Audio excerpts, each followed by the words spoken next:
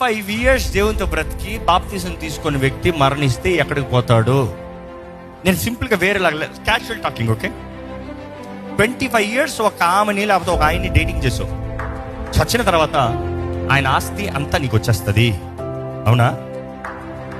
ఆయన ఇన్సూరెన్స్ నీ పేరు మీదకి వచ్చేస్తుంది, అవునా? ఆయన జాబ్ నీ పేరు మీదకి వచ్చేస్తుంది, అవునా? వై? నువ్వు డేటింగ్ చేసా కానీ పెళ్లి చేసుకోలే కదా. మ్యారేజ్ ఉందా?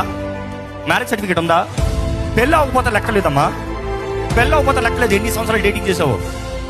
25 years యేసుతో ఉన్నానంటున్నావు. 25 years ఒక్కరోజు కూడా బాప్తిజం తీసుకోవాలని తలపు రాలేదా? 25 years దేవుడిని వెంబడించారంటున్నావు. 25 years ఒక్కరోజు కూడా దేవా నా జీవితాన్ని నీతో పెడతాను, ఇదిగో నీతో నిబంధన చేస్తున్నాను, నేను నిబంధనలో తెగలేదా?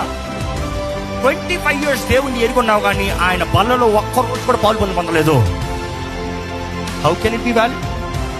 యేసు ప్రభు చెప్పలేదా, నా శరీరము తిననివాడు నా రక్తము త్రాగనివాడు ఏమన్నాడు? నా పాత్రుడు కానేరు. So 25 years it's a very long time. Not 1 year 2 year, 25 years. So I personally don't know what is the stand of theirs with God. I personally don't know the stand of theirs. అంటే వారి situation ఏంటి, వారి stand ఏంటి నాకు తెలియదు.